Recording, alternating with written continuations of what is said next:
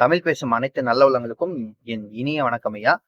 புது நியூஸ் ஒண்ணு வந்திருக்கேன் ஐயா. என்ன அதுன்னு கேட்டீங்கன்னா, இந்த செபாஸ்டின் சைமான் இருக்காரு இல்லைங்களா? அவர பத்தி யாருமே பேசவே கூடாதுங்களாம். பேசிட்டோம் அப்படின்னானோ, இல்ல நீங்களோ அவரு இந்த மாதிரி தப்பு பண்றாரு. இந்த மாதிரி ஒரு விஷயத்துல பொய் சொல்றாரு. இந்த மாதிரி விஷயத்த மாத்தி சொல்றாரு. இந்த மாதிரி அவதூறு பரப்புறாரு. இந்த மாதிரி அவங்கள டார்கெட் பண்ணி பேசுறாரு. காட்டம் காட்டுறாரு இவங்க மேல அப்படின்ட்டு நம்ம எதுனா அவர பத்தி பேசிட்டோம் அப்படின்னா, அவரு பேசுறத அப்படியே தூக்கிட்டு ஒரு 4 4 வாக்கிங் டாக்ஸ் வந்துடுறாங்கப்பா. என்ன சொல்றாங்க அப்படின்னா, "இல்ல எங்க அண்ணா சொன்னது கரெக்ட் தான். நீங்க எப்படி சொல்லலாம்? எங்க அண்ணா அப்படிதான் சொல்வாரு. எங்க அண்ணா எல்லாத்தையும் கெட்ட வார்த்தையில தான் திட்டுவாரு. ஸ்டேஜ்லயே கெட்ட வார்த்தையில திட்டுவாரு. மயிறுன்னுவாரு, புடுங்குறியான்னு கேட்பாரு. அப்புறம் மற்ற என்னென்ன கெட்ட வார்த்தையில எல்லாத்தையும் கேட்பாரு. அவரு பேசினா எல்லாமே நியாயம் தான். ஓட்டு போடாத மக்கள அவரு முட்டாளுன்னுவாரு, பைத்தியம்ன்னுவாரு.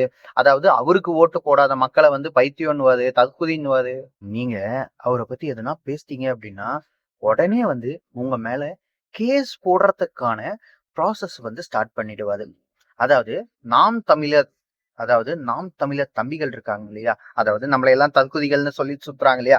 அவங்களுக்கு யார் யாரெல்லாம் ஓட்டு போடலையோ அவங்க எல்லாம் தற்குறிங்க தான். சரி விடுங்க.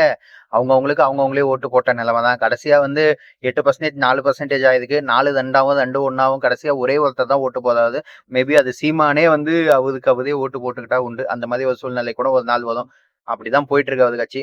அதாவது அட்வொகேட் நெல்சன், அந்த தம்பி பேர் நெல்சன் கிடையாது. பட் நெல்சன் ஒரு நபர் இருக்காது. அது உங்களுக்கே தெரியும்.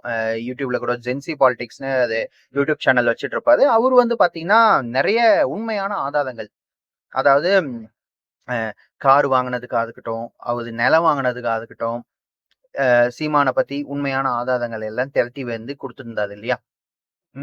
அவரு மேல போயிட்டு புகார் கொடுத்திருக்காங்க. அவதூறு புகார் கொடுத்திருக்காங்க போலீஸ் ஸ்டேஷன்ல போயிட்டு. என்னன்னா, இந்த மாதிரி சீமான் அவர்களை பத்தி தவறுதலான சில இதெல்லாம் பரப்பிட்டு இருக்காங்க. நல்ல ஞாபகம் இருக்குங்களா? எலெக்ஷன் ரிசல்ட்டுக்கு முன்னாடி அந்த நபரை வீட்லயே போயிட்டு ராஜா போரன் வெட்டினாரு. கத்தியில வெட்டினாரு. ஞாபகம் இருக்குங்களா? அதே நபர் தான். எப்போ அப்பயுமே சீமான் அவர்களை பத்தி பேசும் போது நடுவுல இந்த ராஜாபவனை பத்தி பேசியிருப்பாரு ஒரு வார்த்தை. கொஞ்சம் ஒரு 10 செகண்டோ இல்ல ஒரு நிமிஷமோ. அதுக்காக அங்க உள்ள போயிட்டு ஆள் வச்சு அடிக்கிற மாதிரி அது ஒரு கணக்கு தான். அதான் அந்த நம்பரை நோட்டை விட்டு அப்படின்ற மாதிரிதான். வீடு எங்க இருக்கு எல்லாமே தெரிஞ்சுக்குன்னு ஒரு நாள் வீட்டுக்கு போயிட்டு பேச்சுவார்த்தைன்ற பேர்ல பேச்சுவார்த்தையை நடத்திட்டு இந்த மாதிரி பண்ணிட்டாங்க. ஆனா இப்போ அந்த நபர் ராஜபவன் ஓகே, ஒன்றும் பிரச்சனை இல்லை, நடந்து போச்சு, தப்பா போச்சு, இதுக்கு மேல நான் எதுக்கும் சம்மந்தப்பட்டுக்கல அப்படின்ட்டு அவரு டீசெண்டா இது பண்ணிக்கிட்டாரு. ஆனா இப்பயுமே அந்த நாம் தமிழர் கட்சியில இருக்கக்கூடிய சில தொம்பிகள் என்ன பண்றாங்கன்னா, இந்த மாதிரி அவதூறு பரப்பிட்டு இருக்க, அதாவது அவங்கதான் அவதூறு பரப்புறாங்க, ஆனா நாம ஏதோ அவதூறு பரப்புற மாதிரி பேசிட்டு இருக்காங்க. இதுலயும் பாத்தீங்கன்னா நாம் தமிழர்ல ஒரு அட்வொகேட், அதாவது அந்த புண்ணியமா, அதாவது கரூர்ல இறந்து போன குடும்பத்துக்கெல்லாம் இது கொடுத்தாங்க இல்லையா, அரசு வேலை, அந்த வேலையெல்லாம் பறிச்ச புண்ணியமா இருக்காரு இல்லையா, அந்த புண்ணியமா ஒரு கேஸ் ஒண்ணு போடுறாரு. இது அதான் கேஸ். அதான் இப்ப கேஸ் எல்லாம் அவர் தான் நாம் தமிழருக்கு சம்பந்தமான கேஸ் எல்லாம் எடுத்து பண்றாரு. அவர் இப்போ ஒரு வீடியோ ஒண்ணு வெளியிட்டிருக்காரு. என்ன சொல்றாரு அப்படின்னா, யார சவுக்கு சங்கர் அவர்களை கழுவி கழுவி ஊத்துறாரு. எதுக்கு? சவுக்கு சங்கர் அவர்கள் சொல்லிட்டாராம், அதிபர்னு சொல்லிட்டாராம். அப்புறம் பாத்தீங்கன்னா நிலம்லாம் எப்படி வாங்கினாரு, நிலம்லாம் பாத்தீங்கன்னா சீமாந்து தான் நிறைய ஏமாத்தி வாங்கியிருக்காரு, நிறைய தான், எங்கிருந்து இதுக்கெல்லாம் காசு வந்துச்சு, நிறைய ஃப்ராடு பண்றாரு அப்படின்ற மாதிரி உண்மையெல்லாம் சொல்லிட்டாராம். சரி, அவர் உண்மையை சொல்லிட்டாரு அப்படின்ட்டு நீங்க இப்படி திட்டத்துக்கு பதிலா அவர் மேல போயிட்டு ஒரு அவதூறு வழக்கு போடலாமே. இந்த மாதிரி அவர் பேசிட்டாரு அப்படின்ட்டு ஒரு அவதூறு வழக்கு போடலாமே. அவர் தான் இப்ப அவதூறா பேசிட்டாரு இல்லையா? சோ அவதூறு வழக்கு போட்டு ஆமா இந்த மாதிரி பேசிட்டாரு அப்படின்ட்டு நீங்க சொல்லுங்களே. ஆனா இப்பயும் சொல்றேன், நாம் தமிழர் கட்சியில இருக்கிற தொம்பிகளுக்கும் சொல்றேன், எல்லாத்துக்கும் சொல்றேன், கடைசி வரைக்கும் கடைசி வரைக்கும் உங்க அண்ணனை நம்பி நீங்க போனீங்க அப்படின்னா, நீங்க நல்லா இருக்கிறீங்களோ இல்லையோ, உங்க அண்ணன் நல்லாதான் இருக்காது. ஆனா இன்னொன்னு, அந்த திரைத்துறையிலிருந்து வந்த நடிகரை பார்த்து ஓட்டு போட்டா அப்படின்ட்டு உங்க அண்ணனும் கத்துறாங்க, நீங்களும் கத்துறீங்க. அண்ணன் இப்பயும் நடிச்சுட்டு தான் இருக்காது. அந்த திரைத்துறையில இருந்து வந்தவங்கன்னு உங்க அண்ணன் சொல்லியிருந்தவர் பாத்தீங்கன்னா, நான் எனக்கு திரைத்துறையே வேணாம், அரசியலே போதும்னு வந்துட்டாது. ஆனா உங்க அண்ணன் தான் திரும்பி நான் திரைத்துறைக்கு போதன்ட்டு இப்ப அந்த கொஞ்ச நாளைக்கு முன்னாடி பாத்தீங்கன்னா எல்ஐக்கேன்னு ஒரு படம் நடிச்சாரு. இப்ப செய்யோன்னு ஒரு படத்துல நடிக்க போதாதான். மேக்சிமம் எல்லாமே ரெஜெண்ட் மூவிஸ் எல்லாம் கனெக்ட் ஆயிருக்கிற படத்துல தான் அண்ணன் நடிப்பாரு. இப்பயுமே நடிக்க போதாதுங்க. போய் பாருங்க, எல்லாரும் பாருங்க. உங்க ஒன்னும் நடிச்ச படம் இல்லையா, போய் பாருங்க. சரிங்களா? ஏன்னா அவரு இதெல்லாம் நடிப்பு இதெல்லாம் திரைத்துறை இல்ல உங்க கணக்குல அப்படி. திரைத்துறை கிடையாது. இதெல்லாம் வந்து திரைத்துறை கிடையாதுங்க. அதனால நீங்க போய் பார்க்கலாம். அப்புறம் உதயநிதி அவர்கள் வந்து ரொம்ப சைலண்டா இருக்காது. நானும் பார்த்தேன் ஒழுங்கா பேசவே மாட்றாரு அப்படின்ற மாதிரி எல்லாம் சொல்லிட்டு இருக்காங்க. இதுல வேற சிலர்லாம் உதயநிதி அவர்கள் வந்து இது கூடிய விரைவில் திரும்பியும் கைது செய்யப்பட வாய்ப்புகள் உண்டு அப்படின்ற மாதிரி சொல்றாங்க.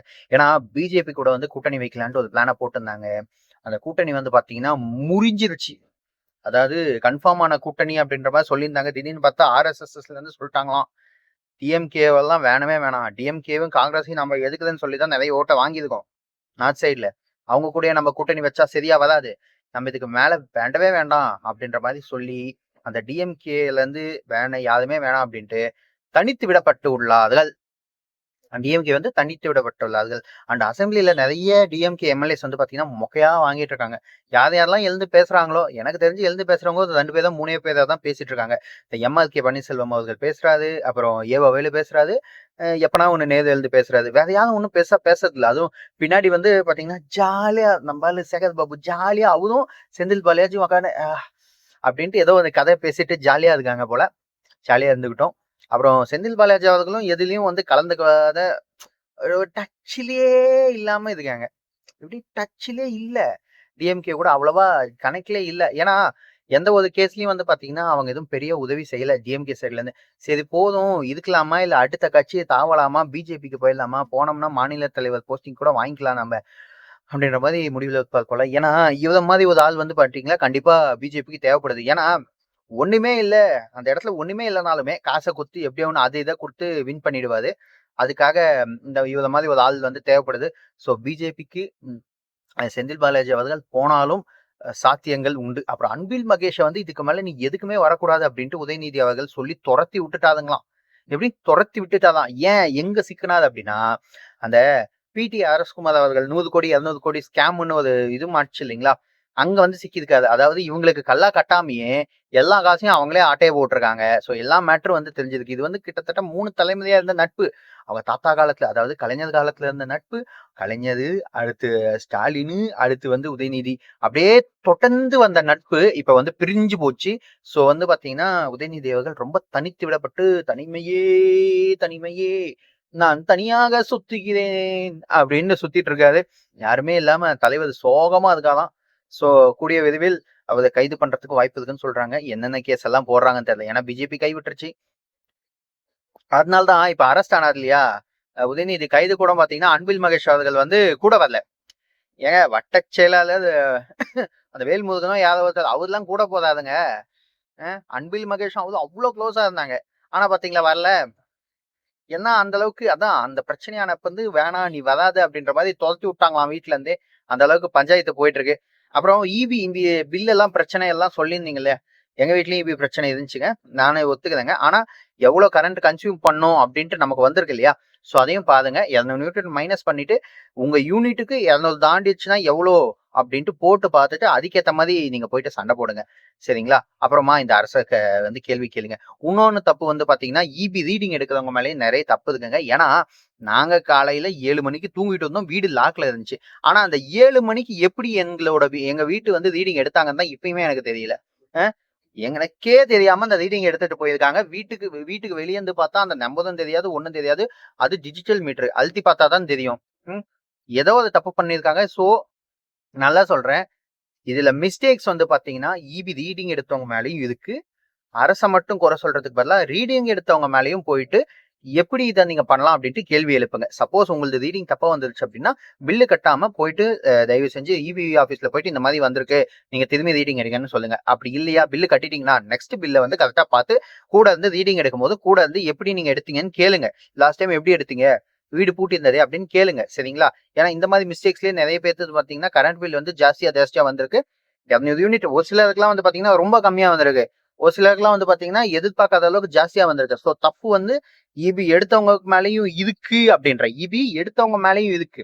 ஸோ ரெண்டுத்தையுமே வந்து பாருங்க. இபி வந்து உடனே வந்து விஜய் அவர்கள் மேல மட்டுமே குறை சொல்லணும்ட்டு எல்லாரும் வந்து கதை தீர்த்துக்க வேணாம். இதுதான் உண்மை.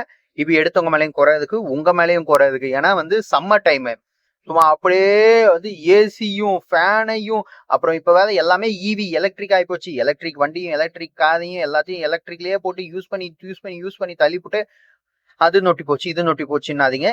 ஏன்னா நாங்களுமே வந்து ஈவியில பைக்குக்கு சார்ஜா போட்டு தள்ளிட்டு தான் அப்படின்ட்டு நான் யோசிக்கிறேன். எதனா ஏறி இருக்க வாய்ப்பு உண்டுன்ட்டு. பார்க்கலாம். அடுத்த எலக்ட்ரிக் பில்ல நான் கூடவே இருந்து எடுக்கிறேன். அப்ப பார்த்துக்கலாம் என்ன உண்மை எது பொய்ன்னு. ஓகே நண்பா, இந்த வீடியோ புடிச்சிருந்தா மறக்காம லைக் பண்ணிக்கோங்க. அடுத்த வீடியோல சந்திப்போம்.